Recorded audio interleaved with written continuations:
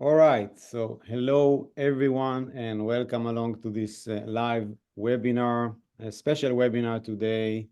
We are honored to have Jamie York as one of the hosts of this webinar. Hi Jamie, how are you doing today? Incredible. Ready to rock and roll. So we have a great, very interesting agenda for today. Let's go over it. So the main subject of this webinar is technology.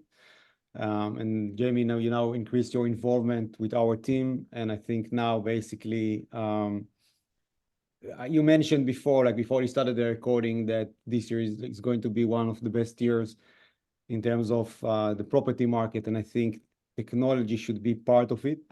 And I think the main focus of this webinar will be around that.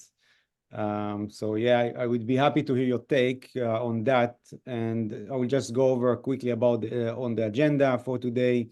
We start, with a few welcome words from Lendlord and Jamie. Then we speak about how technology is essential, basically, for property investors and landlord in their journey. And then we will discuss some of the features that can actually help you get started in property, but also if you are existing landlords or active property investors to do better. And we'll have also a questions and a question and answers session. And like if you have questions, feel free to put them on the chat, and if it's relevant, we'll answer as we go. But don't worry, we'll have time for questions in the end. And we also have a special offer today in this webinar. Actually, we have two things that we want to announce. But before I announce them and basically show them to you, I will let you, Jamie, perhaps, a few words to start the webinar. So yeah, feel free. Yeah, sure. So first of all, thank you so much for having me here, Avi. I'm very excited to be here and share with the audience today. So yeah, I mentioned earlier the opportunity that's coming up. So, in when we're making money in the economy, and maybe I should introduce myself actually. Some people probably don't know who I am. So, for those that don't know me, my name's Jamie York. I've been investing in property for about a decade now. We've done over 100 million in property deals. We're doing around, we specialize in buy-to-let properties and basic trades and things like that. I like to keep things quite simple, so I call it boring vanilla buy-to-let properties. We also have something called a deal packaging business, and a packaging business is where you find amazing investment opportunities for investors. And we're sort of at the 8-figure a year mark now. So hopefully I'm sharing that not to brag, but to show you that I know what I'm talking about tonight, and hopefully what I can share with you is going to help with some opportunities. So the way that we make money is by change in property. And when the market, the economy is stagnant or going up, it's kind of easy for everyone to make money, but the money's actually not that significant.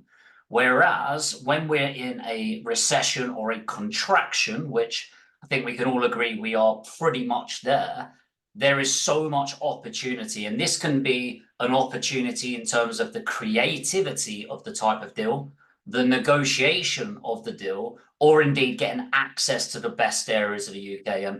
And my take on it is the creativity, and I sort of specialize in lease options going down that track, and taking advantage of the best access. So a lot of people obsessed with getting discounts. I really don't. I'd rather get an amazing area that's going to get strong capital growth and accelerate. And I'll be showing a deal today that as a prime example of that. And Avi, we spoke about tech, and you mentioned the importance of tech. Speed is becoming so important.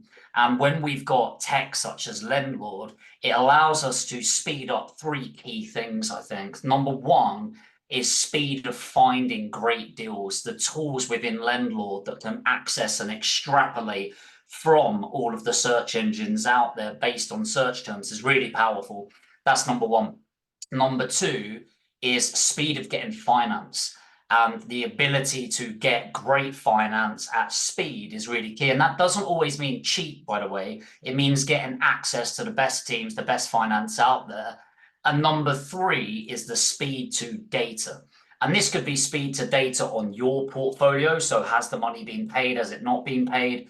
What is it actually making versus what it should have made? But it can also be used for your investors. So if you're a deal packager or a portfolio builder for other investors, the access to data is key. And this is why I'm getting more and more involved with Lendlord, because as a property investor, I want to help shape the future of Lendlord on behalf of the rest of us as investors and make sure that the tech is in place to deliver everything that we need. So yeah, that's my introduction piece there, Ravi. Yeah, great introduction. For me, from our side, from the Lendlord team, I think that we've built Lendlord based on feedback. And Jamie, we work with you for over 2 years, I think. And now we're excited to increase this engagement, involvement, partnership, because I think that the feedback that we can get from real property investors, like, to be connected more to the market and basically keep enhancing the tech side and the features that can help you basically grow your portfolio as a property investor and Lendlord. This is a key for us. And Lendlord, we always wanted to be a one-stop shop, also very affordable platform. So we'll speak about the promotion of a premium plan, but the platform is basically free to use. Of course, that if you want to do more, you should subscribe to the premium plan. But I think that if the goal is basically to provide property investors with everything they need in one place. And I think that we are getting there. And now together with you, Jamie, I think that we can do it even better.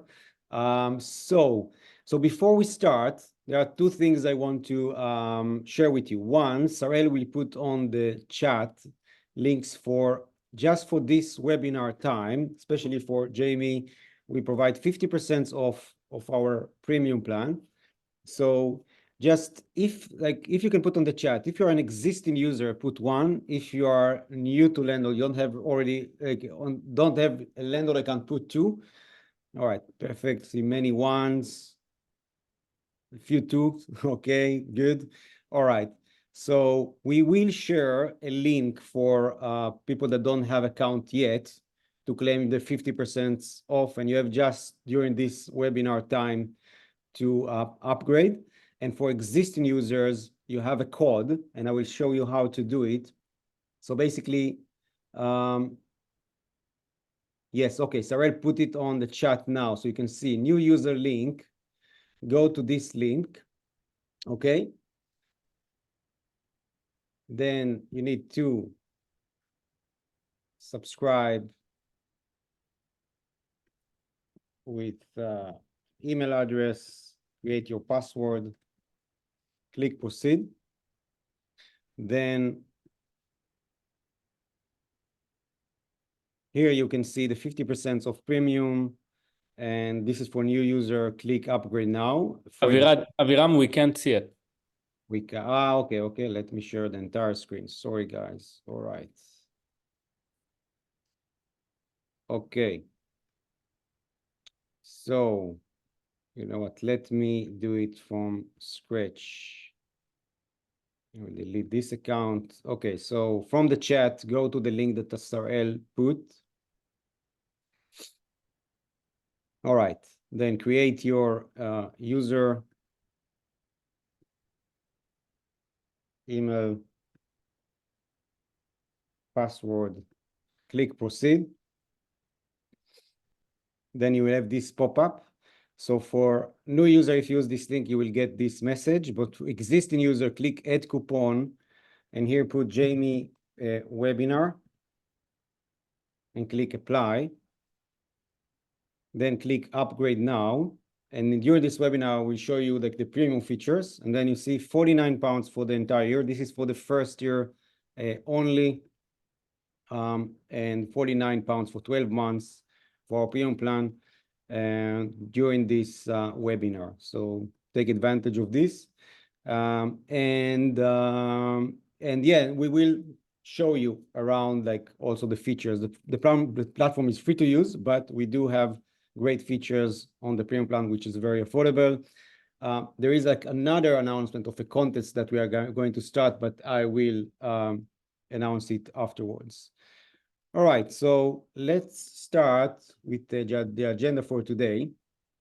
And I think the main question, and I think, Jamie, let's start with that, and let me ask you how you spoke about it a bit, but how you look at technology, how you see technology when like evolved, if you look at when you got started in property, if you compare it to now, like there are many tools that are now available. So happy to hear your take on that. Yeah, sure. So, I mean, when I started, there was very little tech. You basically had direct vendor letters and Rightmove. That's really what it was. But as you sort of get into today's age, there's so much technology out there. And honestly, I was actually looking the other day with my business partner, and with all of the technologies that we now have scrapped because we just use Lendlord Premium, but it's sort of like it was about £400 a month worth of, you've got property data, you've got your search engine things, you've got data scraping tools, you've got Zero, all of these different things that end up going in there, and it ends up costing huge amounts of money. And really, it's becoming quite pivotal for speed. And somebody put it in there that money loves speed. Where was it in the chat? Somebody said it. Money loves speed and money hates friction. And it's so true. Like we're becoming in a much more competitive world as well, where the educated are the people that get ahead. And the reality is most people that don't get educated don't hear about softwares like this and tech like this. And so it's really important to make sure that we're getting the right tech in place to be able to find deals faster, finance them faster, and have that power to go ahead. So one of the key things I loved about, say, Lendlord, for example, when you looked at your access to finance for premium users, that you could feel comfortable going to auctions, for example, using the search tool, finding auction opportunities, and then having comfort with knowing what sort of funding's going to be there. And that's a great example of which, where normally, to give newer people the idea, I'd have to go on an auction, then I'd have to talk to 2 or 3 mortgage brokers, then I'd probably need to get private finance lined up, then I'd need to register to the auction, then I'd need to go there, see if it pans out, and then submit the finance deal and hope that it kind of comes off. And so many people do that and then they lose deals. Whereas what I really liked with using Lendlord for this is you get the finance in place, go to the auction, buy it, and then submit it. And it's all very fast and in place. And I think having that competitive edge is what allows people like myself and my mentees, for example, to use Lendlord to get further ahead. Because not only do we have access to the deals, we have access to the analyzers, which again is something to talk about completely separately, but also access to the finance and ongoing management. So it's kind of like what Lendlord's becoming, and it's an example of all tech coming into one place here. Is you're able to source the deal, finance the deal, project coordinate the deal. So in terms of map out the refurbishment side of things to give to your builders, which is really powerful, doing like a schedule of works on that, and then manage it all from one place, including payments. And the thing is, the barriers to entry to making money is getting slimmer and slimmer. But what's important for you guys to understand is that on top, like when the barriers of entry are lower, there's going to be more competition. And so now when it's not the entry levels that's hard for people now, because there's so many competitors, it's what competitive edge can you have? And if you're not serious, if you're not looking at a competitive edge, then you're not looking seriously at your property portfolios and scaling a property business. And, Avi's just a very subtle person when he communicates, oh, here's the link and things like that to premium. Like, I don't think people fully get the power of what that allows access to. And just in case you guys saw that, or missed that, with the discount code, it's 50 quid. Like, it's 50 quid for an entire year's access to this level of software. The nearest competitor that I could find, which I won't name them because I think it'd be a bit rude, was around £200 a month. Okay. And Lendlord's model is obviously very different, where the way Lendlord's going to make money is by working with them with their lending. Okay. And things like that, where they're becoming the bank and funding deals. But it's so important that when tech opportunities come up like this, you take full advantage of them. And especially with Lendlord, at the size they are, it's big enough where they've got a proper team behind it, as you can see, to build this beast, but not so big. They're learning and helping you to take advantage of all of this data for £50 a year. And, you know, it's the cost of, and I saw you drinking a coffee there, Avi, it's a cost of one coffee a month to do this. And I think, and worth saying, by the way, I don't get paid if you sign up to premium. I'm not here getting paid for each £50. I get a pound of it, right? I'm saying it because I genuinely believe the value here, and I think it's absolutely crazy if you're not taking advantage of this level. And I know Avi's showing on the team here, it's too much to even communicate on one web class, but it's absolutely pivotal, and you are going to fall behind for sure. Yeah, thanks, Jamie. Great introduction. And I think I totally agree. I think that technology can give you, as a property investor or landlord, existing landlord, an advantage in the market. And if you know how to use it properly, and basically during this webinar, we'll show you how you can make landlord work for you. I think it's a key advantage, and you can get advantage over other investors. And just, you know, to do better. And I think for that, basically, we picked Lendlord. And as you mentioned, Jamie, for us, the premium plan is not the way we monetize the platform. We have the digital broker and digital lender, which you don't have to use, of course. Like, you go to your own broker or your own lender. But for us, this is basically the way we can show you your options for finance from other buy-to-let lenders, but you can also go with us. All right, so now I want to announce another thing before we dive into the demo. So Jamie, we are running a contest like this, something that we want also to encourage our users to start building their social media presence.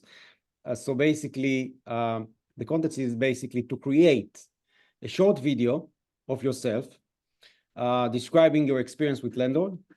It can be something that, you know, like very simple, that you speak about it. Or if you have more experience, or you can learn how to edit videos with, you know, for instance, with CapCut, then you can do something like this. We have someone, sorry, this one. This is the example of Unit here for $630,000 is a 1-bedroom and 1-bathroom in Liberty Village. Expected rent that you would get on this place would be roughly $2,500 a month. Now, to buy this place with 20% down on a 30-year mortgage with a 6% rate, you'll be worth. So basically, like, the contest is like to create a video. You speak about your experience with Lendlord, or experience as a property investor, and what basically how Lendlord help you do better. You can put like in the background pictures or your Lendlord account, and then publish it on your social media with the hashtag Lendlord Life.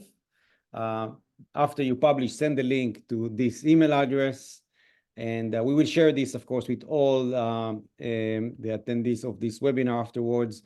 And the prizes for the winner will be an Apple Watch, and for the second place and the third place, AirPods Pro. But I think the experience to do it, I think it can be very, like, it will be fun for us. You know, it's like just to spread the word. And Jamie, you will be the judge for these contents, and basically we'll select the best videos, the best 3 videos to win the prizes. So basically, it starts tomorrow. You can publish the video by the 15th of April, and we will announce the winner on the 20th of April. Jamie, you know, it's interesting, like, if we speak about social media, basically you started, and this is your YouTube channel, which is a great source of information. And I can say that even before we started to work together, for us at Lendlord, it was great to see some of those videos and understand the journey of a property investor. You also speak about the bad stuff, not just the good stuff. And, you know, I'd love to hear like a few words from you about social media, why basically you decided to start a YouTube channel, how it helped you do better in property, etc. So, yeah. Yeah, sure. So yeah, social media is absolutely pivotal for me. The YouTube channel probably makes me about 3 million a year, to give you an idea, guys. And that's not directly from YouTube, though. It really is about building up your personal brand. So the way that you end up making things, Philip, pre-recorded. Do you mean YouTube? Yes, YouTube is pre-recorded. No, this is not pre-recorded. It is the 14th of, what is it? 14th of March. Shows me. 14th of March. No, so it's not pre-recorded. We are live. But social media is so powerful because it allows you to build a personal brand. Like I said, when the barriers of entry are so low now, you've got to think of ways to be competitive. And I was trying to think of how to build my personal brand. And I thought, do you know, there's a lot of people on YouTube that it's just selling crap left, right, and center, especially in the property space. They give about this much value and then they sell. And I just didn't like it. So I just thought, well, why don't I just create a YouTube sharing what I've done, you know, built up the multi-million-pound a year business and just share it, how to do it, how I'm doing it, the good, the bad, the ugly. And it was a value first principle that if I add that much value for free, hopefully people then come in and want to work with me as an investor, maybe to get educated by me. And it's worked really well. Now, some of you will hate the idea of doing video, right? But the reason why I did video is because I can do what we're doing now. I can just talk and I think I'm confident on what I'm saying. And so I only ever talk about what I know about, I'm confident, and then I can communicate in that way. Whereas if you asked me to write a blog, it would be useless. And I would say, I would be so crap at it. It is unreal, right? So it's really important to do it based on where you're at. And you have to remember, if you want to write this down, guys, people learn through a system called VARK, visual, auditory, reading, and kinesthetic. And it's also how you communicate there. So visual, auditory, reading, kinesthetic. Kinesthetic is learned by doing, right? So if you're a good writer, then write a compelling post on Facebook or a compelling blog or an article if you're really good at it. If you're good at video, but you don't think you could do a 15-minute video, do a 30-second reel, right? And it's helping people understand the value. And a quick recommendation to a layout, hook, tip 1, tip 2, tip 2, tip 3, and then call to action. So for example, in this video, I'm going to show you the 3 ways I learned how to make money in 2024. Number 3 will shock you. That's a hook. And then you might go, tip number 1, dum, dum, dum, tip number 3. And this is my favorite one, hit them with that. And by the way, if you're watching this, you want to learn more about property investing, or maybe you want to invest with me, put money in the comments. So when you do that sort of thing, people learn your frameworks and how you're doing it. So you can decide how you want to communicate, but this is the world of the personal brand.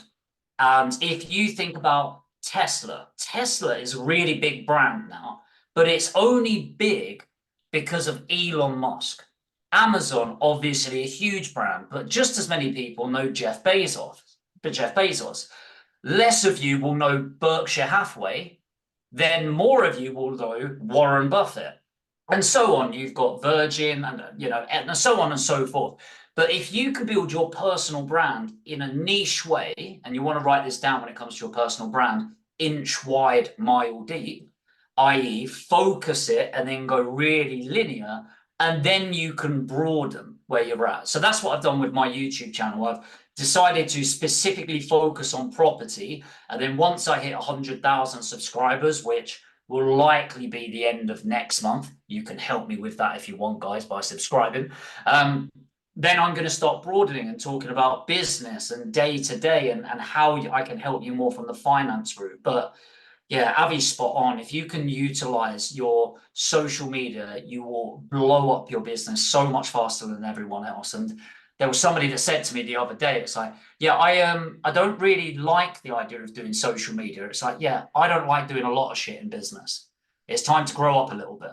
All right. If we want a big, successful business that's going to help you grow, then push yourself out of your comfort zone. All right. But yeah, that's what I've got to say about socials. Everyone should be doing it on here. I think Jamie, when I met you in 2022 or 2020, yeah, 2022, or you had, I think, 20K or even less than 20K subscribers. And yeah, it's amazing to see the growth over the years. And I think the key is to provide great content, because I think the content that we do is basically to help you build your first video, speaking about your own experience as a, a landlord or property investor. And now let me ask you, and please put in the chat 3, if you are just getting started, and 4, if you already own a buy-to-let property portfolio, or if you did like any job project, in the past. Okay, see many 3s, 4, many 4s. Yeah, perfect. All right. So this basically also will help me to also make sure you target the comment to everyone, not just us and panelists, unless you want to ask just me and Jamie a question. Perfect. All right, good stuff. Okay, so let's now speak about by the way, you asked about YouTube. So yeah, we will upload this recording to YouTube. You can go to the Lendlord YouTube channel. We have much less subscribers than you, Jamie, but like what we provide is mainly content about how to use the platform. So you can find great content if you want to get trained about features and how to use the functionality of Lendlord. It's a great place, and also we have some recorded webinars which you can watch. So yeah, all right. So now let's, can you see the agenda now? Yeah. Yeah. Oh, perfect. Okay. So let's speak about the features. And Jamie, the way I'll do it is basically, I'll speak about each one of the features that we want to highlight. And please feel free to jump in. Tell me your takes on like, what would you, do with this feature, or what you do today on an ongoing basis. And we start with sourcing. And I think the key advantage in terms of sourcing is to automate the process in order to be, like in order to search something, to get alerted. And while I'm loading the app, Jamie, if you have like a few words about property sourcing, how to find the right property to buy at the right time, at the right price. Yeah, happy to hear your take on that. Nice. Yeah, so yeah, when you're sourcing properties for yourself, guys, it's really important to narrow your focus. So we're in the world of getting distracted. Like, how many of you, be honest with me here, look on your phone, go on Instagram, think, oh, just go on Reels for a minute or two, and then you doom scroll, right? Again and again and again and again. And I know I definitely do, right? And so it's the same on Rightmove. I don't know if anyone can relate to this. I hope I'm not the only weird guy. But like, I'll search a new area and I can't help myself. I'll search a new area and then I'll list the properties by the most expensive. And, I look at all the cool, like, it's like, wow, killer, right? And you end up looking at all these mansions, which clearly don't help you. The cool thing I like using something like Lendlord for is narrowing the search and telling it my criteria. So I start talking about where I want to receive it, what price ranges, what property types, all of that, and what range of detail. And, it might be, for example, I want a end of week update. So it'll be a 7-day notification. Personally, I'm a daily guy. So every day I want to create the pattern 7 days a week. And it allows me to narrow it down and then get addicted to the deals that can make me money. The reason I like using Lendlord for that, because you might say, well, you can do that on Rightmove, right? You absolutely can. But the thing that I love about Lendlord is it extrapolates data from almost every place that you can think that's worthwhile and puts it into one location. The other thing is it then applies all of the financing routes. So say, for example, if you go search for any property on there, Avi, on a property on the market, when you're looking at it, you can see the buy-to-let analysis on it, you can see the flip analysis, and it's immediate. Like, how crazy is that, right? And then when you're looking at that, you obviously go in, you have to bear in mind it's extrapolated data, you're going to put in your own figures, make sure it's right. But you've extrapolated the EPC, you've extrapolated the square meterage of the property, you can often get the full address of the property. And not only that, when it's doing the analysis, a lot of novice investors look at the first year returns, but the professional investors, they're looking at the next 10 years. And so whenever we're making an investment decision, we're trying to predict where it will be at in the next 10 years. And so it's got absolutely everything within that I really like. So yeah, great question, Chris. So it's extrapolated data. So obviously you've got data from land registry, you've got data from property data. And a great example is property data, by the way. Put a 1 in the chat if you've used property data before. Yeah. Just the one person. There's definitely loads of you that have used it, right? And it's amazing. It's a fantastic tool, and it's a great example of, I used to have so many subscriptions to that because of my office and my team, but actually you no longer need a lot of it because Lendlord pay for that on a much more substantial basis than we would pay on a one-to-one basis, but we already get access to all of that within Lendlord. So suddenly for that £50 a year, you're saving on £20 a month. So it extrapolates from all of the sales data that's out there. Rightmove uses land registry, for example. Property data extrapolates from the back end of a lot of places, and Lendlord pays to have access to that. So yeah, what I really love is not only is it easier and quicker to have the fast access to the best deals, it's also like with a click of a button, I know what it does as a return on my investment. I know what it looks like over a 10-year period. I know from the square meterage if I'm going to be able to do something more creative with it. And then I'll be able to get a finance estimation at a click of a button as well. And for me, that's a real big game changer because, as I said, and I've repeated about 5 times now, money loves speed. So yeah, that's what we're about. Amazing. Thanks, Jamie. So just like to summarize the sourcing in terms of features. So as you said, like we collect from many sources. So if you go to the invest part of the platform, you can see that the menu of the platform is basically separated to 3 main sections. One is invest, and this is for active property investors or landlords that want to continue to grow their portfolios. Then you have the manage, which is for existing landlords to manage their existing properties, and the finance, which is for both to find products, buy-to-let products for mortgages/remortgages, and also to find options for bridging finance where landlord act as a lender, and here you will not have a broker in the middle. So for sourcing, just to cover this area, I will summarize it quickly. On the property sourcing section, you have on-market properties. So here basically we get through an API every day tens of thousands of properties from agents. You can see when basically it was uploaded to the platform, and you can also order the list by days in Lendlord, so you can find also the oldest properties here. And when there is a price increase or price decrease, you will get this label. And of course, you can apply filters and narrow down the list.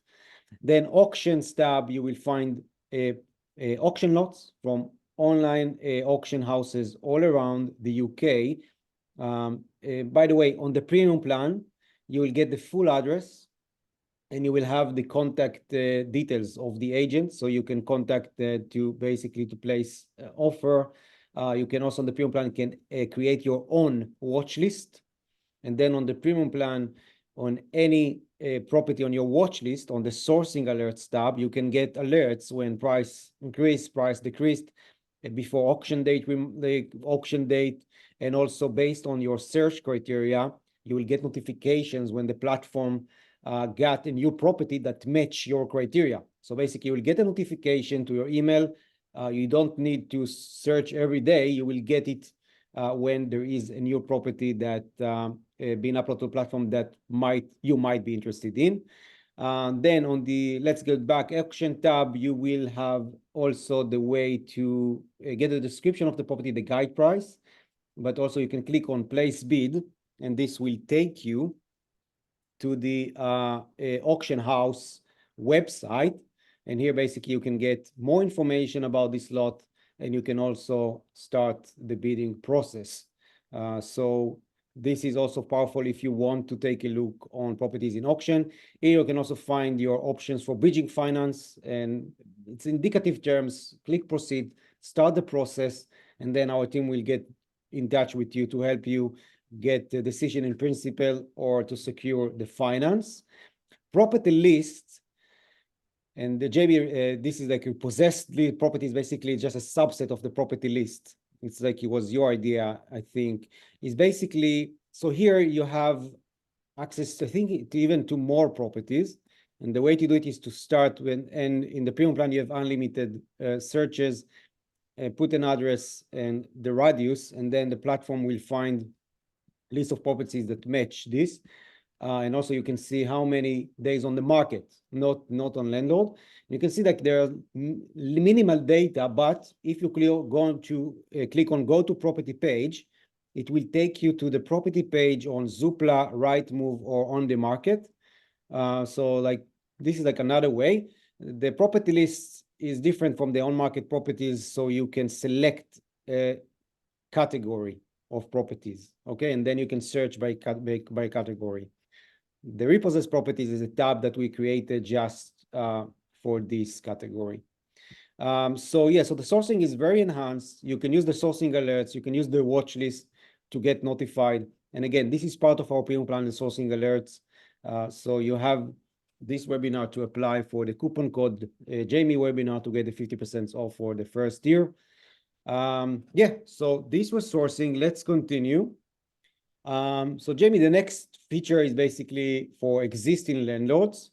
And here basically we speak about cash flow tracking. So you know what, I will let you start with how it's very interesting for me also to know how you manage your cash flow from your rental portfolio, I would say, like from the buy to let, that you have tenants that pay rent every month, you know, income, expenses, etc. Yeah, so you can correct me if I'm wrong, 'cause it's been a while since I actually set it up. You can sync it with either your bank feed, can't you, or Xero, is that right? That's right, yes. On the transactions page, this is part of the pyramid. You can link your bank account using our provider, which is Plaid, is authorized by the FCA. Lendlord is also has the permission from the FCA to act as an agent of Plaid.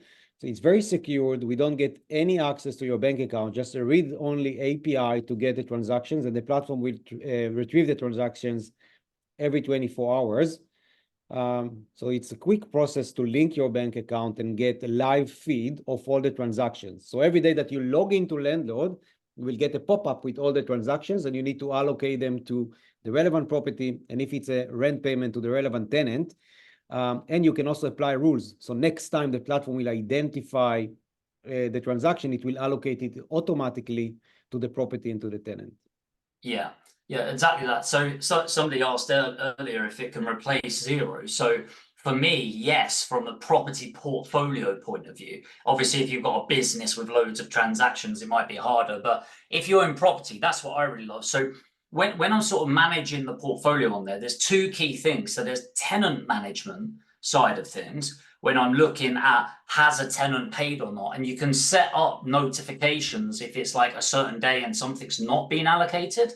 And that could be a bookkeeping thing where the money has come in, you just haven't allocated it or set up a rule yet, or they've not paid you. And then of course you can alert yourself to that and take actions upon it. So I love it from that side of things. So you can track what rents are overdue. How do you do it? You can send reminders out to the tenant only via, it's only via email at the moment, isn't it? They want an email, yes, but we introduced tenants up earlier this year. Yeah. So you can invite, not sure I can demo it now, but basically you can invite your tenant to their own dashboards. And this is very powerful because when you invite a tenant, you can basically share documents with the tenant. Okay, so you can share the welcome pack and the inventory report, the right to rent, which you have to do, you have to share the gas certificate and more. And basically, when you share this information, the tenant will get an invitation and they will have their own dashboard. They can see the payment schedule. All right, so they can see exactly how much they need to pay, at what date, and they can also get notifications to their mobile or to their email. And they can also report maintenance issues, which you will be able to track in this page. And when there is a new maintenance issue, you will get a notification to your email, to your mobile, so you can start taking care of the maintenance issues. So yeah, so it's great also for communicating with your tenants. Yeah. Yeah.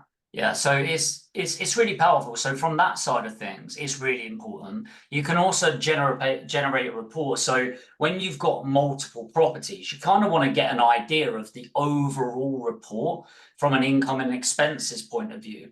And the reason that's so powerful is that you can then go in and go, hold on a second, I can see that there's some big expenses that are coming out of this that I didn't realize would be there.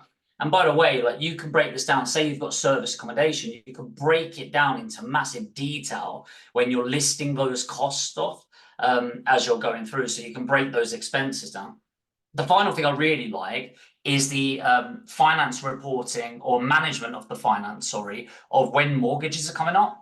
So it's kind of pesky when you end up getting like multiple properties. Obviously, you're coming to the end of your fixed term quite a lot. So say you buy all of your properties in fixed term and you're buying a few a year, maybe in 5 years, it's very much like another problem. And what I like is with this is landlords sinking in with it and saying in advance, by the way, your finance is coming to an end. You need to start looking at it now to get it started. And it just could all happen in the background.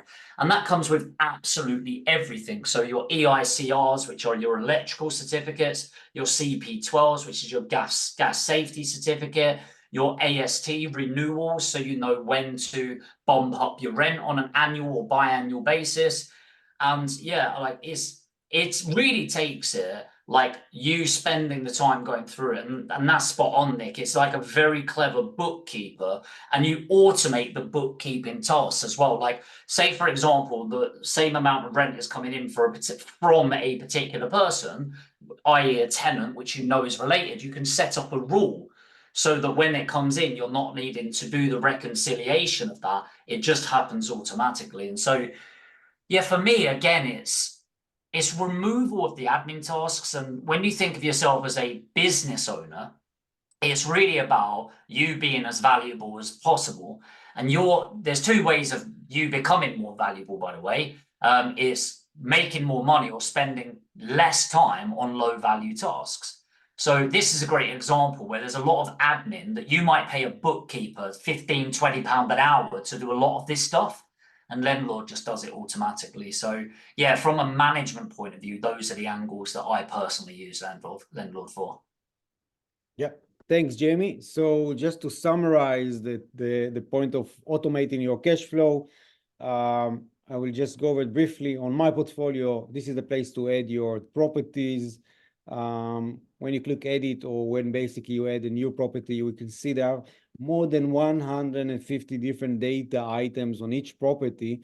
There are no mandatory fields, by the way. You can just type the address and some purchase details, and then add more details afterwards and tweak the data. You can also upload a spreadsheet if you already maintain a spreadsheet and you want to get rid of this spreadsheet and basically upload a spreadsheet. You just need to match your fields to the platform fields. And then you can also manage more than one owner in one landlord account. You can also invite your team members or partners to basically work on the same landlord account. And you can also manage views. So you can basically define set of fields for each view. And basically, this is a great way to take a look on different sets of data. You can also have the map view to see your properties over map with some details. So the My Portfolio is a very powerful tool. Tasks, Jamie, as you mentioned, you can, the platform, sorry, it's very old account. So the platform will generate alerts for you when you need to do something. You can also create your manual tasks with due dates and get notifications on them. My Documents, this is also part of our premium plan. It's a very powerful tool because then here it's a place to store documents on each property. You also have the common files, basically, you know, any file you want to store. Then you can also store for each owner important documents, and also for each company. So you can also manage limited companies on Lendlord. And the nice thing with this feature, My Document, is that you can create a package to share documents with a potential buyer, mortgage broker, insurance company, or anyone else. And with a few clicks, you just select the property, you can select the documents you want to share, and then create a package. The platform will create an HTML report for you, and with all the documents that can be downloaded by the third party, and then click share package, and you just need to decide on the length you want to share, the period you want to share this link in terms of security, and then, you know, the people that you send the link to will get this for available for 12 hours, or you can extend it after that. So the My Documents is also a great feature. Web Tracker, I don't know, Jamie, if I showed you this feature, it's a new one. Basically, if you have other assets, like, you know, stock and shares, crypto, or other liabilities, and you want to track your entire wealth, not just home and property, which the platform will take from My Portfolio, you can also do that now with Lendlord, just to get, you know, a high-level overview of your current wealth, and you can export a PDF report with this data if you need to share it with someone. And this is the point that I will say that the platform is very secured. All the passwords are hash, communication is encrypted. We use security groups under the AWS cloud. No one can access your data. And we encourage the users to apply the two-factor authentications from the settings page.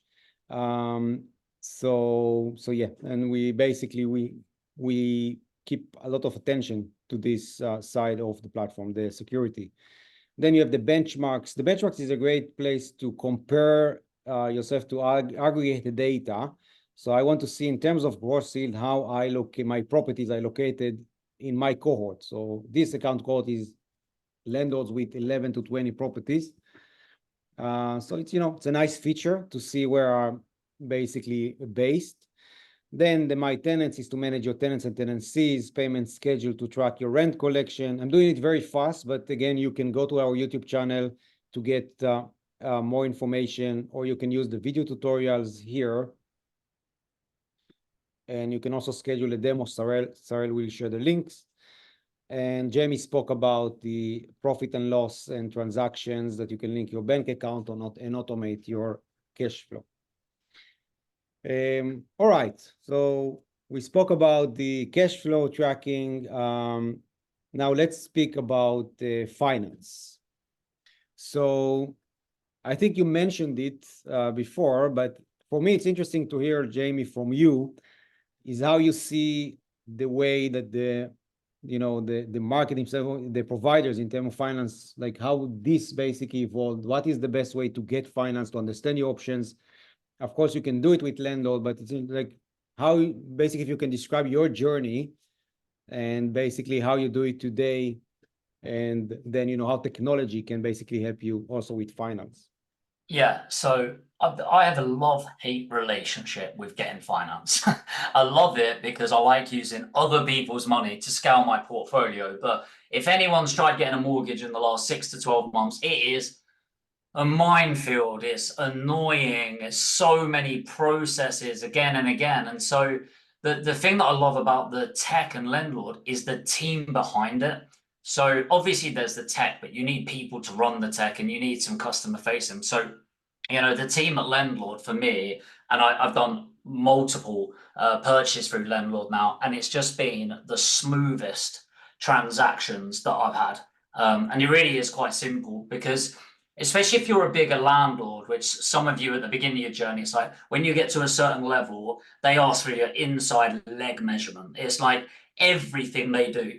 But it's all about speed. And that's the thing. If you've got a great deal, like great, if you've got a few million sat there, you can buy everything cash, then refinance later. So that's cool. You can, again, you can do that on your own. You can use Lendlord for that. But at the beginning, when you're purchasing, I'm going to make the assumption that most people don't have that level of finance, right? They don't have all of that money in the bank right now.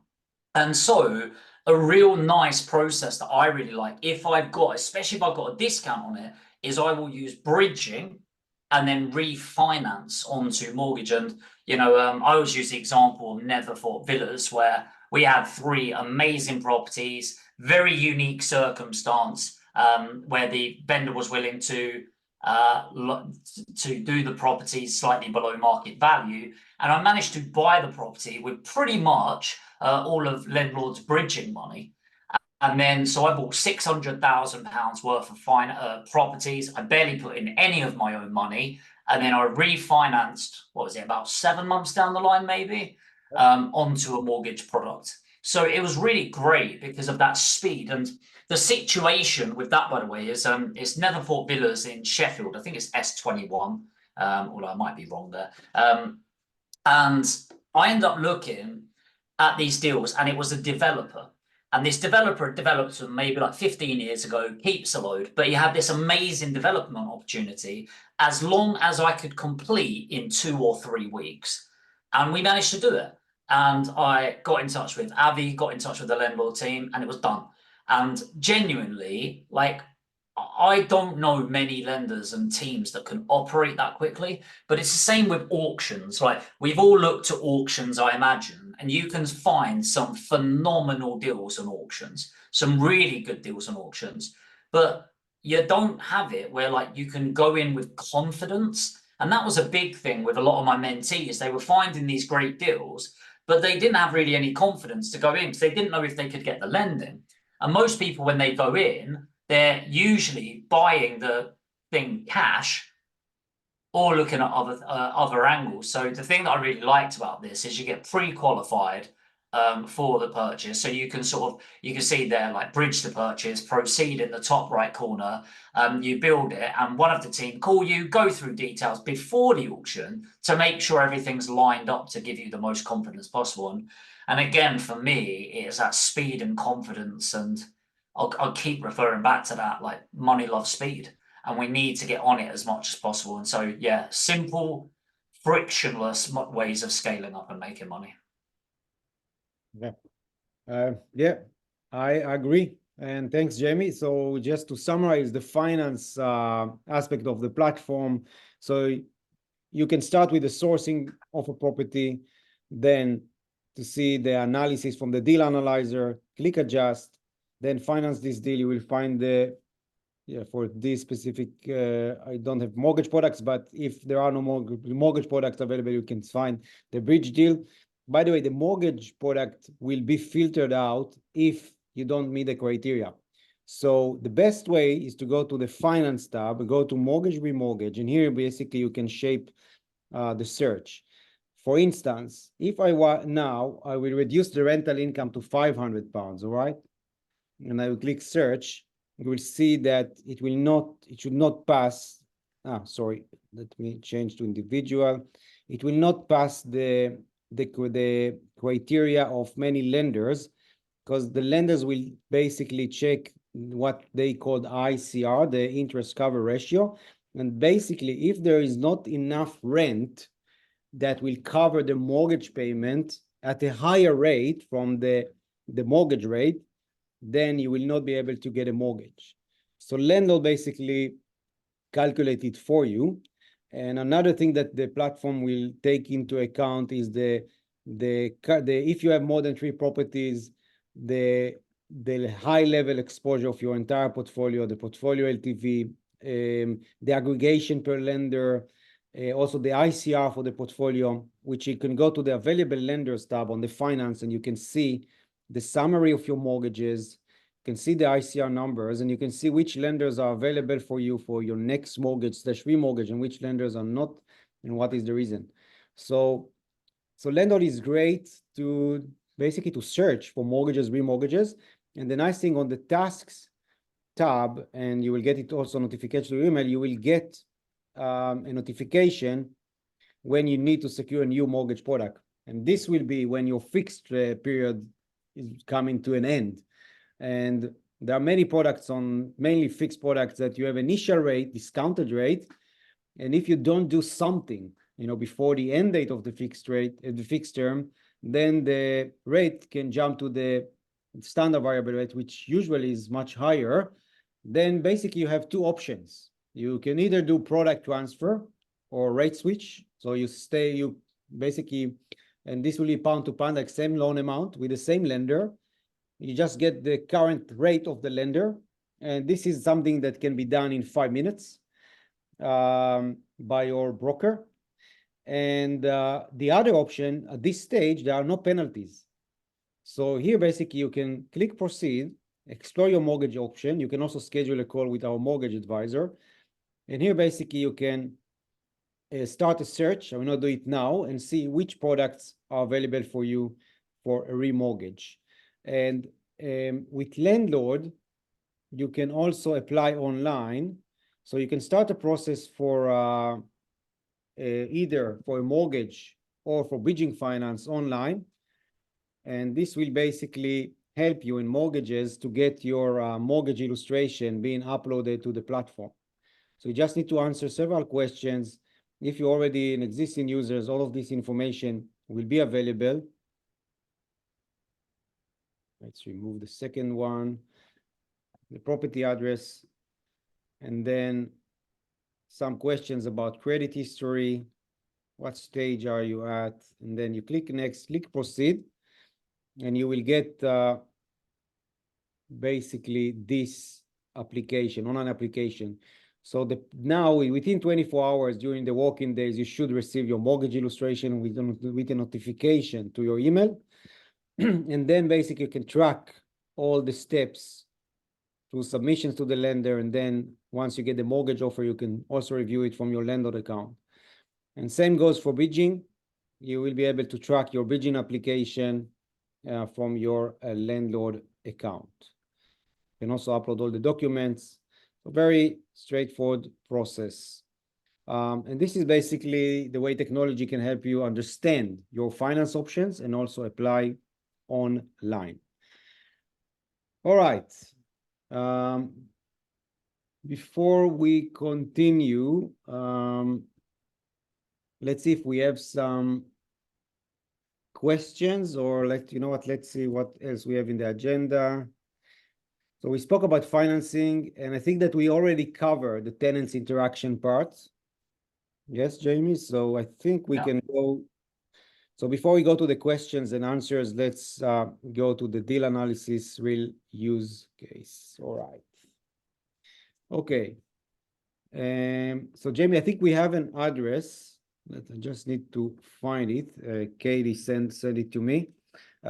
So while I'm finding it, do you want to say a few words about deal analysis and what are basically the things that you look at when you analyze the potential return?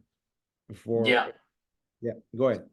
Yeah, sure. So I probably look slightly differently to most people. So when I started, I was obsessed with cash flow, and it was like had to be the maximum cash flow possible. But then I started learning about yield and how it's not actually everything. And just so you know what yield is, by definition, yield is risk. So the higher a yield is in its sort of constituent part, the higher risk it is. So for example, a property with let me give an example of a commercial building. Actually, most people will understand this. So if you've got a property in London, let's say you've got a property in London and there's 3 small shops there. One of them's like an off license, one of them's like a laundromat, and then one of them's like a I don't know, a vaping store, right? So it's like three small businesses that maybe you consider relatively high risk. Now let's assume all three of them are paying £20,000 a year. So that's £60,000 on a yearly basis. But would everyone agree they are the vaping store and things like that? They're slightly higher risk as a tenant. Give me a yes if you would agree with that. Just me then, Avi. Great. Me and Mark. All right, cool. Amazing. Yes, yes, yes, yes, yes. So let's say they're paying it, and let's say that's a 10% yield, right? So because they're a higher risk, when a valuer goes out, they will value it based on yield. So they'll go, that's a 10% yield. So if they're, to make the maths easy, if they're paying 20 grand each, that's 60 grand a year. And if that's a 10% yield, that property with the 3 units in is worth £600,000. Hopefully that makes sense there. Just give me a 1 if that does make sense. So value as a commercial property, yield is risk. Now let's say I bought that building and I got those tenants out, all right? And then Tesco took all 3 of them, all right? They knocked down the walls in between and Tesco went in there. They put me on a 20-year lease, but they still paid me £60,000. Would everyone agree that Tesco is lower risk as a tenant than those 3 stores? Give me a yes if you would agree. Amazing. So a valuer, I'm making up these valuations, will say it's 5% yield now because they're a lower risk tenant. And so because they're only 60,000, but now it's a 5% yield valuation, that same property would now get purchased or valued at 1.2 million. Same property, same rent, different tenant type. Now, when you apply that to rent, which by the way is how you do commercial investments properly, if you didn't know, but residential investments, it's the same thing. Now, it doesn't actually impact the valuation of the property too much. However, it's a very good indication of how values go up. And if you didn't know this, you don't really make your property through cash flow. That might help you quit your job, that might help you feel great, but the money is truly through capital growth. You want a mix of both of them. So at the start, I was obsessed with yield. Then I was obsessed with getting discounts. But again, that's pretty stupid because that's either a problem with the property, a problem with the area, or a problem with the person's situation. If there's a problem, too much of a problem with the property, I don't really want to go near it. If there's a problem with the person's situation, I don't feel great about doing a deal because it can feel like taking advantage of something. And if there's a problem with the area, then there's still a problem with the area. I can put gold all over the house. It's still a crap area. And so for me, the new obsession is the IRR, the internal rate of return, which you don't often hear of very often in property. Hardly any calculators out there will tell you the IRR, but it's the internal rate of return over a 10-year period that I'm looking at as the most important figures. Amazing. So Jamie, why don't we show how you basically find this IRR number using the Lendlord platform? Before we continue, Sarel, if you can put again the links to get the 50% off premium plan, because this will help you also with the deal analyzer. Again, the free version is more than enough, but if you want to do more, also the deal analyzer, it's better to upgrade to premium. So, Jamie, can you see the screen? Yeah, I can, mate. I can. All right. So this is the address that your team picked. So on the deal analyzer, you start with typing the address. And by the way, we are going to enhance the deal analyzer that it will be more like a flow. But then in the end, you have the summary that you see now. But the flow is that starting with the address, then you see that immediately I will get information about this property, the property type, the EPC level, which is very important. You can also go to the link of the EPC on the government website. You can see information. Do you use this page, by the way, Jamie? Yeah, absolutely. Yeah, just to give indications. So if you don't know about EPCs, guys, people are obsessed with getting EPC properties. It really doesn't matter. So it is good for an indication of how much it would cost to upgrade to EPCC. But just so you know, there are caps on how much you need to spend.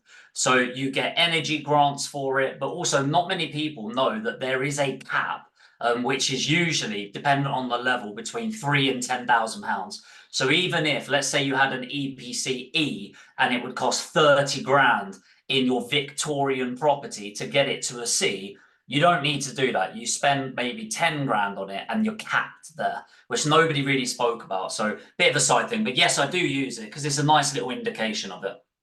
Yes, and then you can also see the size of the property and some information about the yield in this postcode and the 5-year capital cost, the average of the 5-year.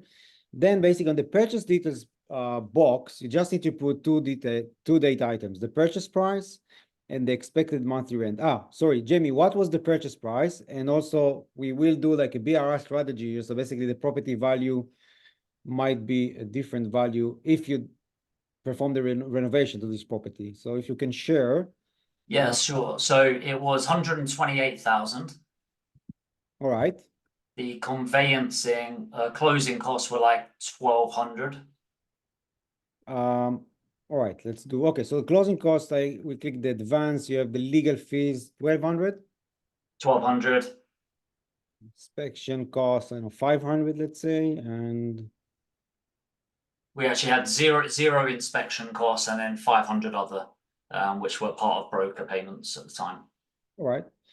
Then expected monthly rent. So basically, this was the property that you bought to refurb. This is actually a property that we found one of our investors on there. So so it's a very, like, this was a boring vanilla buy-to-let, so barely any refurbishment. It was ready to go. So the achieved rent on this was £700 a month. Very light refurb, which was £2,000. All right. The property value, you were able to buy it under market value, or it was basically the same value as the purchase price was the same value? No, very similar. Very similar. Yeah, very similar. Yeah, you can use the the value, like get estimation of the property value. It's just an indication, but basically this will allow you. It was like 3 bedrooms. Yeah. What was the interior finish quality when you bought the property? I'd say average. And the construction date? 1914 to 2000. All right. And some outdoor space if you wanted to put that on. I'm not on premium. It's not premium. I don't know which user I'm using.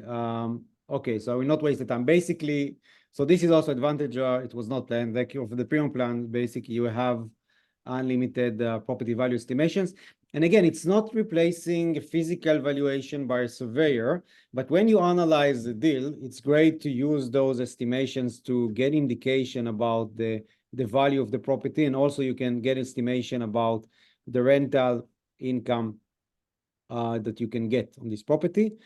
All right, then now you need to understand if it was a cash purchase or you use a mortgage, a buy-to-let mortgage. Mortgage purchase, 75% loan to value. 75%, the rate. So you can click explore your mortgage rates to see what products are now available. But back then, if you remember what, I believe there were like, Yeah, it was about 3.5%. You can still get them about 4.5 now, but 3.5% back then. All right. You can use it to add fees to the loan if you've added it. Yeah, I always do that. Yeah, it's like, I think in terms of interest, it's not a huge difference, so it's better to do that. Then monthly operating expenses. So basically, this part of the analysis will basically relates to the cash flow. Managing agent fees. Like if you are going to use a managing agent, Jamie, you use, or like you would self-manage your properties? I own a management company, but I still factor in the cost, so I keep it as 10%. Landlord insurance is about £15. And then no service charge, no ground rent, no utilities, maintenance do it about 5%, so £35 a month, and then no other costs.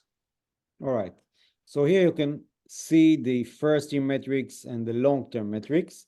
The first year metrics, you can take a look on the cash on cash, which is basically you invested here 39K, which is not just the deposit for the mortgage, because basically you need to add the stamp duty and the closing cost, the refurb cost. You need to take it into account when you analyze the deal.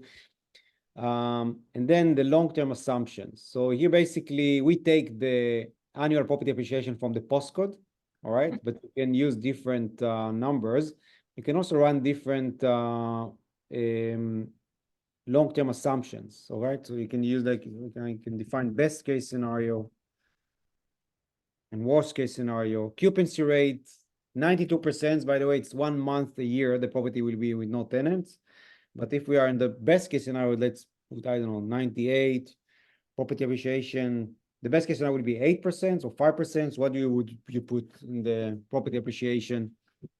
So in this particular area, it's about 8% on a standard. What you do need to factor in, guys, and a bit of guidance for you, is there's two things that are in there. So you've got the annual property appreciation. Just bear in mind what's happened in the market in the last couple of years. So obviously you've got COVID and everything like that. So it's definitely worth adding in your assumptions and looking at that. So yeah, in like a best case scenario, we're looking at 8%. And then again, rental appreciation is 3 to 8% typically. And then personally speaking, I take out inflation. Now, a lot of people wouldn't take out inflation, but I'll tell you my logic in that, and you can decide for yourself, guys, is when you're comparing any investment type, you're always factoring in inflation anyway. So either you keep it consistent at whatever it is, 3% across the board, or just put it as 0, just for the simplicity of analyzing. But that's just how I do it. You do it how you want, of course. On the best case scenario, I think you can put 0, because basically, you know, if you factor it in, then it will impact the cost side of the property cash flow. So we basically use the inflation year over year to increase your costs, all right? If we do like future prediction in terms of the model, the engine. And, you know, so basically, if you put 0, it will not take it into account. If you put, I don't know, 3, then it will take it into account. And then you can see now the IRR. The IRR basically will take not just the annual cash net cash flow, but also will take the property appreciations, the appreciation over the year. And if you click on the prospect report, you will be able to see the growth of your equity over the years based on your assumptions. So basically, this is a best case scenario. The nice thing with this, you can also, on a premium plan, you can generate a nice report. Yeah, okay. You can see an example. And you can also share the analysis with others, which is, I think, a great feature. And another thing I would do, Jamie, is to explore the area. I showed it briefly before. So you basically, you can get, you know, rental stats. You spoke about the capital growth. So yeah, like the 2021 was 5%, 2022 10%. But then, you know, recently, based on property data and this postcode, there is, you know, quite stable, I would say, the prices. Yeah, strong. Yeah. You can also find the current average of asking prices in the area, and also comparables. So recent sales, you know, separate to property types, and statistics about local crime, schools in the area, demography metrics, you know, election distribution, commute methods, age distributions, and more. So the postcode information page is also very important to understand where, like, the area, the place that you buy the property. How much important for you is the postcode, or like the like what basically when you look at the deal, Jamie, is more the property, but also, or you will also take a look on what happened in this area? So for me, the only thing I care about the property is that it's a freehold and house for me personally. Now, if I lived in central London, stuff like that, that's brilliant. But I live in Leeds, and so there's plenty of houses. And I like freehold because I like owning the ground underneath it. Whereas with leasehold, you only own the unit, you don't own anything else. You're renting it with lease, right? So for me, I would say 99% of what I care about a property investment has nothing to do with the property. It has everything to do with the surrounding area. So does it have some good or outstanding schools next to it? Does it have strong rental demand? Is the crime rate at an acceptable level? And by the way, there's crime in every area. Like you, no doubt, when you get YouTube Premium, guys, the first thing you're going to do is search where you live. Don't be scared, right? What it is. But yeah, you've got schools there. You've got some good schools there. You've got the government breakdown. I also want to know what the commute method is, which often people don't look at, but I'm looking for above 40% car drivers. And for me, it's Why? Interesting. Why, Jamie? it talks to the wealth of the area. Right. It talks to the wealth of the area. So stereotyping, of course, but that's what stats do. Is the higher the car drivers in the area, the more wealth there is in the area. And it's the same as if you look at the socio-demographic breakdown, which will be the age, what percentage of them are working, and things like that. And all of that's really important on the area, because that's what dictates the capital growth. It's the people that want to live in the area and how much money they're making. And if they're making no money and it's a terrible area, then you're not going to get capital growth in them. So yeah, that's what I care about quite a lot. Would you use Google Map, or you would Yeah, I use Google Map, but not really I mean, I could quickly look at the house, but it's more, I want to look at it and make sure there's not a petrol station across from it, or a Chinese takeaway on the corner or something like that. And the reason for that is when you're buying property, you need to think about your end user. And so if you could go and rent a house for, like, for example, now that house will rent for over £900. So let's say you're in that area and you're renting a house for £900. Would you prefer to rent that house, and let's say it's next to a takeaway or across from a petrol station, or do you want the one round the corner for the same price? It's going to be the one round the corner. So I simply just have a look around just to make sure there's nothing like that that's going to impact mortgageability and things like that. But yeah, this is a great example. So this one was about 3.5 years ago, 4 years ago, that this was purchased at that price.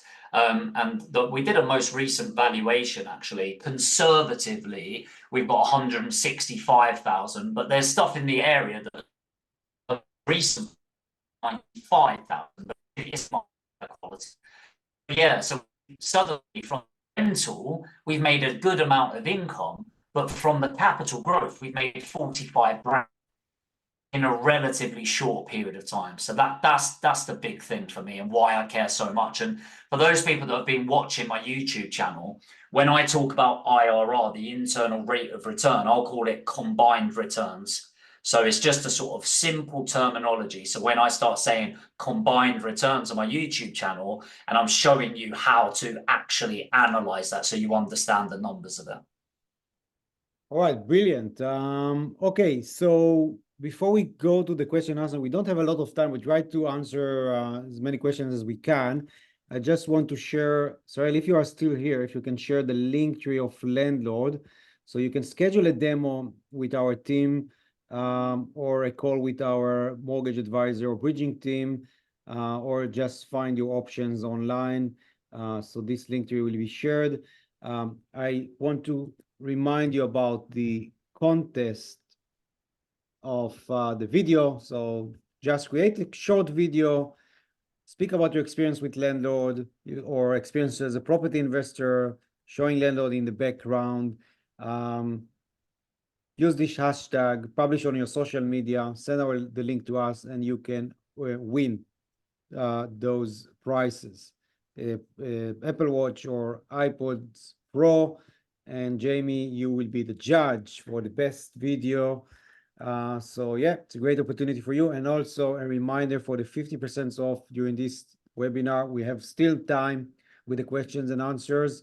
if you are an existing user, because people ask this question, try to go to the settings page, all right, from the right top menu, click settings, then click upgrade. Then you should have this add coupon, and the add coupon, click Jamie webinar and click apply. Hopefully this will help. If it doesn't help, just write to us on the chat today or tomorrow morning, and we will make sure you get the code, and we'll help you to upgrade. So don't worry. All right, so now, Jamie, if we have more time, let's if we can answer some questions. So I see that there are many questions, but the best thing, you know, if you want to, like, people that want to ask questions, just raise your hand and I will give you the permission to speak. I see that we already have a few people. So, all right, let's start with Jordan. I don't know if you're still interesting. I will give you now the permission. If you are here, Jordan, you can unmute yourself and ask your question. Yeah.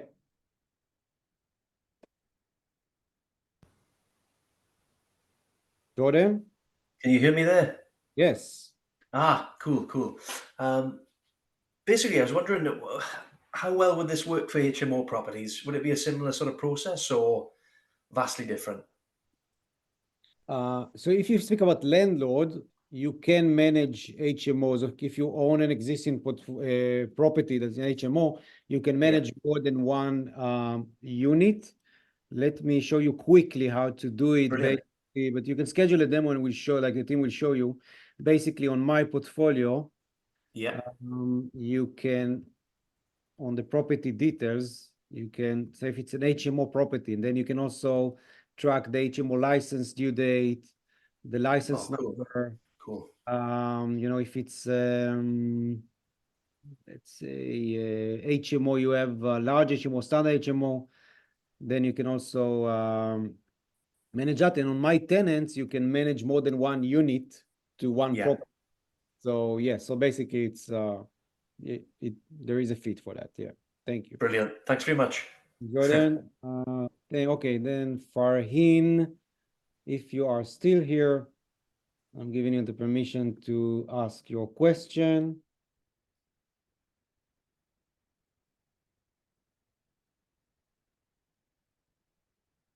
All right, let's go to Sandy. Unmute, Stephen, it was just... Hello. Yes. Hello, it's Stephen and Sandy here. Hello. How are you? Hello. Hello. Hi, Jamie. We met you once upon a time at the Microsoft Excel. Oh, nice. Nice to meet you. Yeah. One question I had was, you know, we do the whole looking on Rightmove, especially in Leeds, Jamie, because of what you talk about, which is absolutely brilliant. Love your content, by the way. One of the questions I always, you know, when you say about, you've said before how you doubt not yourself, but people doubt themselves and what they have confidence in and the research they do, is you see all these properties on Rightmove in that area, for example. And I ask myself, like, you know, people like are on this webinar and looking and doing the same thing I'm doing. And obviously you have investors and people are putting money into you. And then when I see these houses up for sale, it makes me doubt myself. I think, why are they still available? So my question to you is, what, I mean, obviously there's some in worse areas than others, but you see some and you think, wow, why are they still available if there's all these people hunting those same properties? And like yourself, you've got a team, you've got 20 people working for you, hunting for these properties and investors. So then when they're still available, I think to myself, what am I missing here? And that's where I doubt myself, even though we as a company have 2 properties ourselves in my area. But because I'm new to looking into Leeds, I sort of question it. And that's where, unfortunately, we have confidence issues, shall we say. Okay, cool. So, well, first of all, like we all have confidence issues. It's normal. Like, you know, whenever you're trying to grow to the next level, you're outside of your comfort zone naturally. So, you know, for example, we're at a different level, right? But we're in the packaging business. We're constantly doing between 300,000 and 500,000 a month. but we're looking to scale to 1 million a month. And so it's way out of my comfort zone. I'm shitting it all the time. I screw up all the time, right? And I kind of fell forward. So I make more mistakes than most people do in a month, and I'll do it in a day. And I think that's what makes me successful. So, you know, I don't know if you've read this book, but I strongly recommend it. It's Feel the Fear and Do It Anyway by Susan Jeffers. And it's a great book about kind of forcing your confidence through action.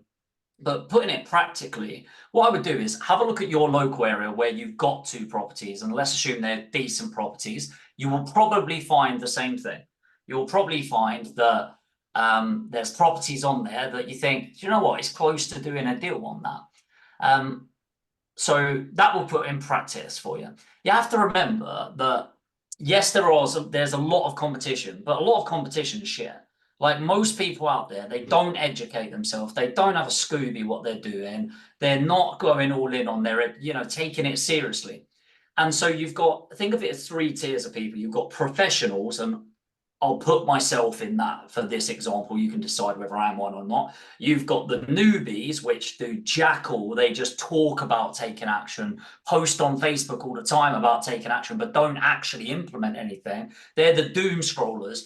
And they've often been taught the wrong way of doing properties. So they'll just go and view properties with no real perspective or prospect of actually buying it, or they don't even have investors. So you're competing actually, and say they represent about 70%. So you can get rid of those, right?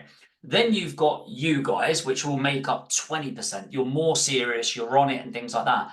But there's a big difference between people that go in, and I'll give an example of how you can be very professional compared to others. Most of your 20% will go and view 20 properties, put in offers on 19, which, by the way, automatically pisses off every agent that you deal with. And then you'll get 3 accepted or 2 accepted, and then you go, oh crap, I can only actually buy 1. Or what most people go is, brilliant, give me a couple of days, I'm just getting sign off from my investor. And then you see him post them everything. Right? Whereas if you've got the finance already, or you've closed your investor already and got proof of funds, personally, I would go in and offer on 20. I wouldn't go view them. I'd go offer on 20 and go, by the way, here's my proof of funds. Here's my offer subject to satisfactory viewing. And then you narrow that down to 2 or 3, and then you go and view them, and they take you more seriously. So the final stage of people, the more professional level, for I'll count myself in that, we're spending tens of thousands a month on direct to vendor. So I spend about 30 grand a month now on direct to vendor ads, and estate agents just get in my way. So like I said, for me, it's all about time being the most valuable asset. So I'd rather spend $1 grand a day on Facebook ads, for example, and have leads, people still looking to sell, to call me. And that's how I'll do it. Now, the way you can bridge the gap is, again, you don't have to use Lendlord. Obviously, I'm a massive advocate of them, but use a software like Lendlord, where you can squeeze it a little bit and only have your criteria going through. So that's from a practical sense. Then it's like just understanding your mindset. So how many properties do you want a year to add to your portfolio, would you say? Sorry, am I still on? Can you still hear me? Yeah. Yeah, sorry. Well, I mean, we have 2, and we're just looking to grow the portfolio, but it'd be nice to add at least 1 a year. We've actually looked at a couple, getting a virtual viewing booked in for a couple this week, next week in Leeds, because obviously we're down sort of Bury Steadman's Cambridge way. So it's a bit of a trip up there at the moment. But so in short, 1 to 2 a year is the plan. Okay. First of all, up your game, man. You can do that. like aim for 1 million, 5 a year. Like seriously, and the reason to aim for 5 a year is you'll shift your way of thinking, because at 1 a year, 2 a year, you're thinking, how much money can we save? But when you start thinking 5, 10 a year, it's okay, what access to funds do I need? And you'll shift your way of thinking. But mindset wise, so let's say you do 5 a year, that's nothing. That's absolutely nothing. So at the moment, I do 50 a month in Leeds, and I can guarantee you will not hear my name, because the market is so huge. There's 26 million residential properties in the UK. You could buy 1,000 a year and I'd never hear your name. Yeah. So like when we're operating at the level we're operating at, we're all nothing. We're all nothing. The biggest company in the UK is We Buy Any Home, and they do about 100 a month. They're nothing. Yeah, so you need to get in that context that like the competition per property isn't there.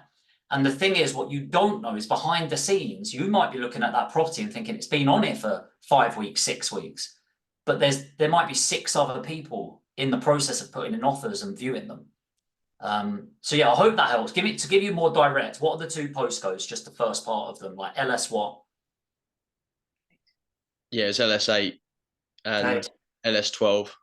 Okay, so LS8 is going to be one of 2 areas. You're either going to be in Chapel Allerton or Chapel Town. Yeah, it's, more- is it, sorry, there's one there, is it Hare Hills, sorry? Okay, yeah, Hare Hills is a place of 2 parts. Do you know the road name? Do you remember it? Oh gosh, is it Manor? Oh, I can't off the top of my head. It's not in front of me even because my phone's on charge. They're talking Sorry. about Lendlord. Don't make Jamie divert. No, it's all right. I'll tell you what, shoot me a DM on Insta and I'll have a quick look for you. I appreciate your input. Thanks, guys. It's been a great webinar. Thank Yeah, you. it was a very good webinar. Thank you. No stress, glad to add value. Thank Thank you you. very much. Thank you. Appreciate it. Dennis, Jamie, Hi. can we have like 5 more minutes, Jamie, just to answer? Like we have. I'm good, yeah, let's go. I'll stay Right. for the next 2 hours if people want me. Let's go. Right. Yeah, can you hear me all right? I Yes. can indeed. How you doing? Yeah, just a quick question. It's actually probably a question for you, Jamie, actually. So obviously I know that you have a property business and you help people do property deals and all, and obviously you're a big advocate of Lendlord. So are you planning on, do you have any plans sort of on introducing Lendlord to, say, your pool of investors, and how you can work with them through Lendlord and stuff like that, and what your vision on that in the future will be? Yeah, great question. First of all, yes, absolutely. So I'll give you a bit of history. I always knew I wanted to get involved into prop tech. The problem is I'm not smart enough for it.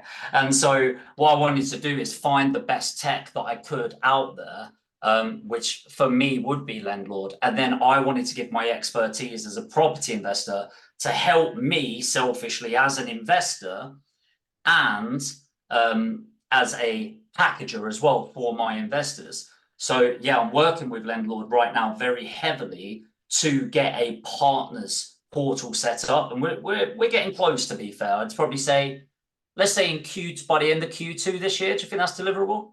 Hopefully before, yes. All right, so I'm going to say end of Q2 next year, this year. We'll be able to deliver that to the public. Obviously, there's a lot of testing involved, but yeah, it's going to be set up where there's the possibility of your landlords coming in. You'll be able to put it on your website as well, where people will be able to get finance for it. Maybe we do some sort of referral in that where we can all make some money together. But ultimately, it's just trying to make it the best experience for your investors. And the reason that's going to benefit you is obviously they become repeat customers. And the benefit for Lendlord by making it such an amazing service for them is that they'll end up using more of the financing routes for Lendlord. And the benefit for you is obviously getting kickbacks for that as well. So the idea is to create this ecosystem where all 3 parties win. So yeah, great question. And it's something I'm personally very excited by. All right, thanks. Yeah, thanks, Dennis. Let's see if we have any. Caleb, perhaps let me allow you to speak now. Hi, can you hear me? Yes. Hi. Yeah. I was wondering if there'll be a feature where you can kind of accurately work out how much money you're putting in the refurb and how much you're gonna get on the estimation at the end of it. So I know you can add the bulk of the money of the refurb, for example, say 30,000, and it'll work out how much it costs on your ROI and the end of value of the property. But I was thinking if there'll be like a breakdown of, okay, if I add 10 grand of refurb, this is how much it's going to add on the end value of the property. So in terms of refurb, what you can do, let me see. Okay, now here it should work. If you go to the deal analyzer, it can be either the rental or the flip analyzer. Yeah. Then you click on works plan. All right, this is part of the plan. And here basically you can start creating your schedule of works. right? You can select, Okay, I see. Okay. put some notes, and of course the cost. Hopefully, together with the work with Jamie, we will start adding, like perhaps real prices and perhaps provider at some point. Okay. Okay. Then the starting date and the end date. So basically, it will start building your plan. Okay. Then Mhm. more items, etc. So this is, and hopefully we'll continue to enhance this, that it will be also track your actual versus planned. All right. So you can see, Mhm. and will alert you if there are some adjustments and things Okay. like that. Yeah. But Brilliant. at the end, you will have the summary of the costs and the start date of the entire project and the end of the entire project. And you Mhm. can also export it to a PDF report, which you can share with others. So yeah, but in terms of how it will affect your value, Mhm. I think it's an interesting task, and we are Okay. looking for AI features, and I think this definitely is something that can be a good idea to train on historical Historical data, yeah. projects, and based Mhm. on that, yeah, actually I like the idea. Based on that, like to understand what would be the impact on your value. Mhm. Yeah. Yeah. I It's think that'll be really good. Yeah. It's not available now, but now you can actually create the schedule of works and you can download them as a PDF. Yeah. Thank you very much. All right. Thank you. And let's see. We've okay, Tolu. Let me give you the permission. Now you should be able to speak. Hi, Avi. Hi, Hi. Jamie. Hello, Yeah, just hello. hi. I've been using Lendlord for over a year and only signed a premium in January. So I've been loading all my financials from as far back as it would let me, which was the start of 2022, I think 12 months prior. Now, the challenge I'm having with financials is I have an assistant, but I can't give them a limited access. So I've only had to create them as a user with full access as me, and that's a bit more information than I'd like to share with them. I've raised this before, so I'm really, really hoping you tell me now that you will consider a trimmed down user access level where we can hive off specific tasks to assistants, virtual assistant, that sort of thing. Is that something you'd consider pretty quickly? Quickly, it's a problem. Yeah, yeah, we are aware of this request, and yeah, it's quite big work in terms of the architecture of the platform, but it's in the roadmap. I'm not sure when it will be released. I understand what you say, and I know that this is a need mainly for larger investors, people that actually they have a team in place, and I understand the sensitivity of letting someone else from your team to review some pieces of information. But yeah, we'll do our best to introduce something that will allow you to share parts of the platform. And also we got it from, like, if you want to share the account with your accountant, which is now it's feasible, but you need to share everything with your accountant. Although with the accountant, I don't see a reason why not to share, also like the information about the entire portfolio. But I understand your request. It's not available yet. It's in the roadmap.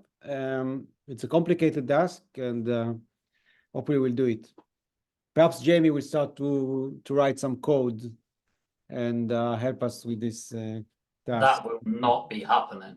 Right. What I will say though is, for everyone that's building a business, like, and you might want to write this down, you've got to delegate to elevate. And when you're growing, at the beginning, I was so nervous about, I don't want them knowing that information. I don't know if I want that. And it's just like, at a certain point, can they do anything damaging, like access and send money and do shit like that? At which point, yeah, that could be a problem. But ultimately, it's like, it's part of their job to just do things, and sometimes it's just ego that gets in the way. So and I'm not saying that about you, Tolu, but I'm saying it for everyone about growing the business. At the level we're at, for example, I have to have 4 separate people being able to have access to my bank account with over £1 million in. And it's like, well, that's a bit unsettling sometimes, but it's also part of growing business that I can't be involved going in and making payments and doing things like that anymore. So yeah, I strongly recommend that when you're growing businesses, focus on the levers that are going to accelerate you in the fastest way. And no, I'm not going to be doing any coding. I'm sorry, Avi. Okay, no problem. We'll train you. You will love it. You will love it. All right. I think, yeah, I don't see, yeah, Farheen, perhaps I will try you again. Yeah, just people ask, about the discount of the premium. So if you had problem to get the 50% discount, just write us on the chat on your Lendlord account, and we will make sure that you get it. All right, any perhaps last words from you, Jamie, to summarize this great webinar? I really enjoyed it. I think it was very valuable and great to hear you, like always. Yeah, well, first of all, again, thanks for having me. You know I love coming on and chatting to you guys. I think it's just really important to take this sort of thing seriously, and tech is going to get more and more powerful, and especially with AI coming into play, like what the software can do is going to accelerate, and its abilities will just get more and more advanced. So for those of you that are sat here, there's no way you guys are coming on a webinar, and what is there, like almost 200 of you on coming onto this webinar. There's no way you're not serious about building your portfolio. And it doesn't matter if you're on zero, you've got one property, or in my case, you've got over 100 properties. It's really valuable as a tool to be able to source, manage, and finance them. So if you're not on Lendlord already, get on it. And if you're on the free version, I kind of don't really need to sell £50 a year, do I? But if you haven't got it, save yourself. Instead of paying 100 quid, pay 50 quid, and it's a game changer. So I really love coming on to these. I hope you guys have got value. I really hope you do. And I'm really excited to be working closer with Lendlord to be able to just add more features and just make it an amazing experience for us, so that we can be faster, Lendlord can grow as a platform, and hopefully we all just make a lot more money together. So yeah, really enjoyed it. And thank you again, Lendlord and Avi, for having me. I really appreciate it. Thanks, Jamie. And we will keep the links live, I think, for the next 2 hours for people that couldn't get it. And tomorrow morning you can write on the chat and we'll try to help you upgrade. And again, I remind you the contest that for the video, so you can create a short video, publish it on social media with the hashtag Lendlord Life. Send us the link, and you can get if you're the winner will get the Apple Watch. All right. So thanks everyone. Thank you, Jamie, again. Stay in touch and send us your feedback to the chat of the app, and we will see you in the next webinar. Okay. Thanks everyone. Thanks, Jamie. Cheers, everyone. Bye. Bye-bye.